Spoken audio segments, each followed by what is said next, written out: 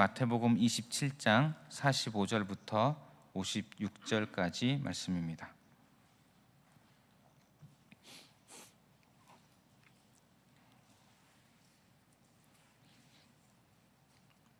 마태복음 27장 45절부터 56절까지 말씀입니다.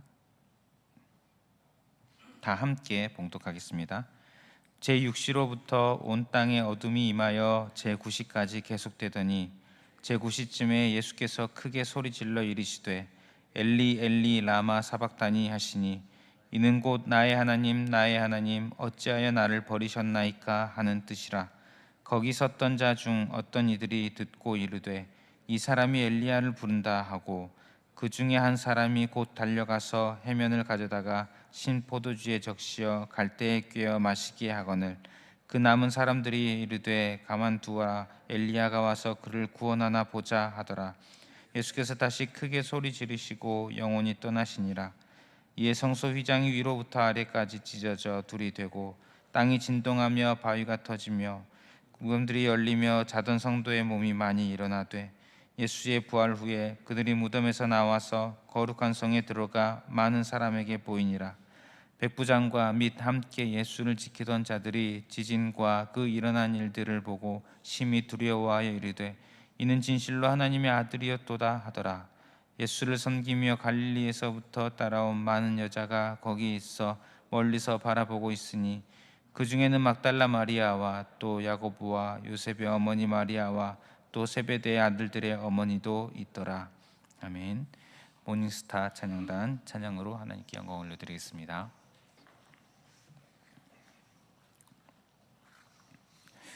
오늘 말씀은 예수님께서 십자가에 달려 죽으신 장면입니다.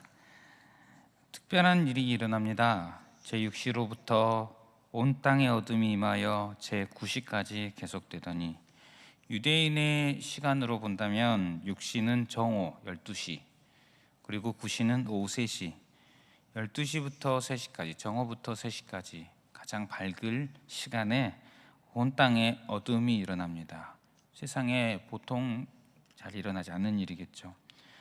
또 일어납니다. 땅이 진동하며 바위가 터지고 무덤들이 열리며 자던 성도의 몸이 많이 일어나되 만천지가 진동을 하고 잠자던 자들이 죽은 자들이 일어나고 굉장한 일들이 일어납니다. 세상에 어떻게 이런 일들이 일어나겠습니까?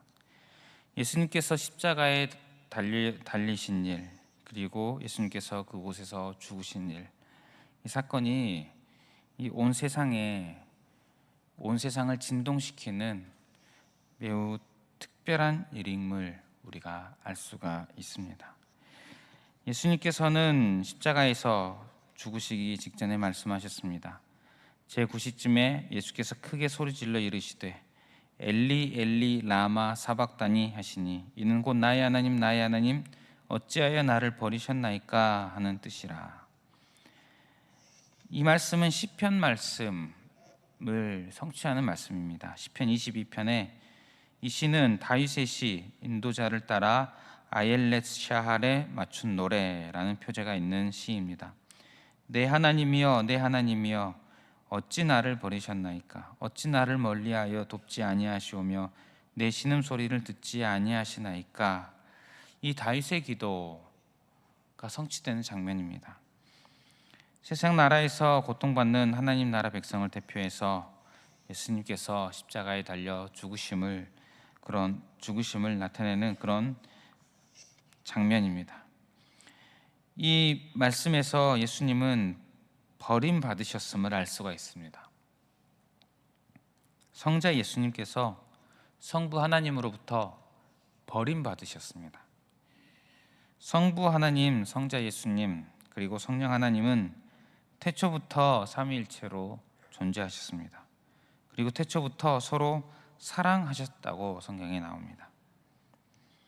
우리 인간이 이해할 수 없는, 이해가 불가능한 영원이라는 시간을 함께 하시며 사랑하시는 삼위 하나님이신데 십자가에서만큼은 성자께서 버림받으셨습니다. 얼마나 비참하고 고통스러운 일일까요? 영혼을 함께 하시며 사랑하신 분께서 버림받으셨다. 있을 수 있는 일이 아닐 것입니다. 그러나 그런 일이 일어났습니다. 예수님께서 받으신 그 고통, 우리는 십자가에서 어떤 육신의 고통들을 생각하기가 쉽습니다. 당연한 것 같습니다.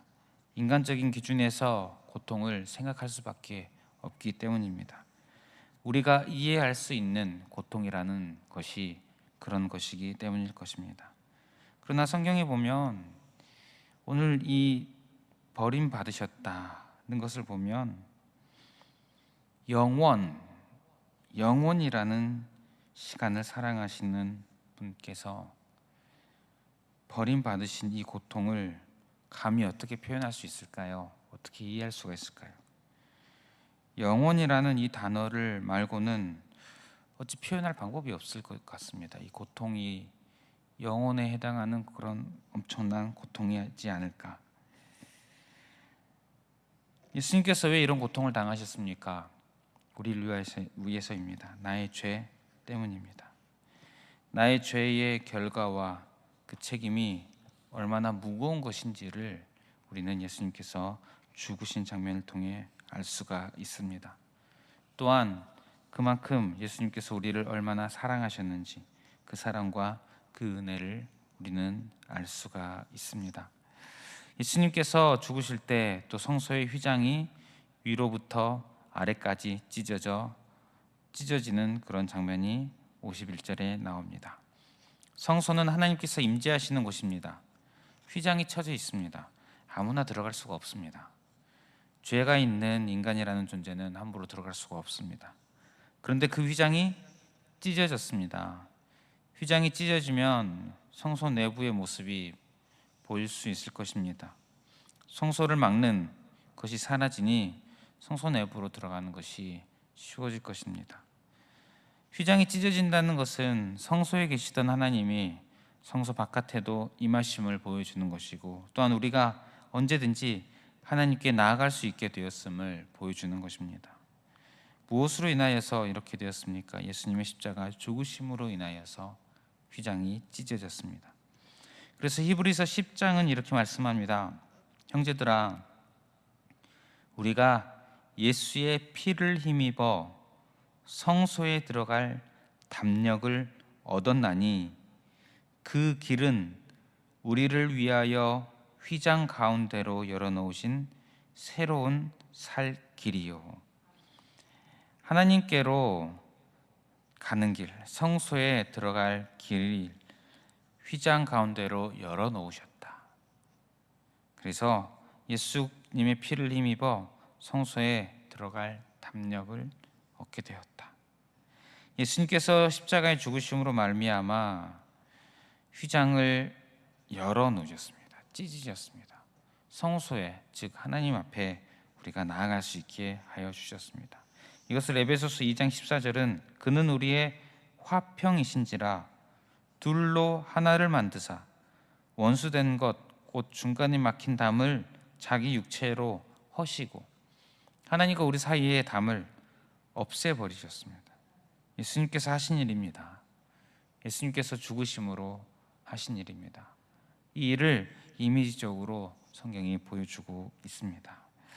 성도 여러분, 우리가 익히 잘 알지만 오늘 말씀을 보면서 다시 한번 발견하게 됩니다. 그 고통의 길을 가신 예수님의 얼마나 나를 사랑하셨는지, 나의 죄악의 값이 얼마나 큰지를 다시 한번 보게 되고, 그만큼 예수님께서 나를 얼마나 사랑하셨는지를 보게 됩니다. 그리고 내가 하나님께 얼마나 큰 은혜를 입은 자인지를 다시 한번 발견하게 됩니다. 오늘 저와 여러분들이 예수님의 사랑과 이 은혜를 입은 자라는 사실을 다시 한번 기억했으면 좋겠습니다. 말씀 마무리하겠습니다. 예수님께서 가신 십자가의 길을 우리가 다시금 기억했으면 좋겠습니다. 오늘 특별히 주일입니다. 주일을 보내면서 예수님의 십자가의 길을 우리가 다시 기억했으면 좋겠습니다. 예수님을 인하여 우리는 하나님과 화목하게 된 자라는 사실 우리가 다시 기억했으면 좋겠습니다. 그래야 예수님께 감사하는 하루가 되시기를 바랍니다. 예수님께 마음껏 영광 올려드리는 그런 하루 되시는 저와 여러분들 되시기를 주님의 이름으로 축복합니다.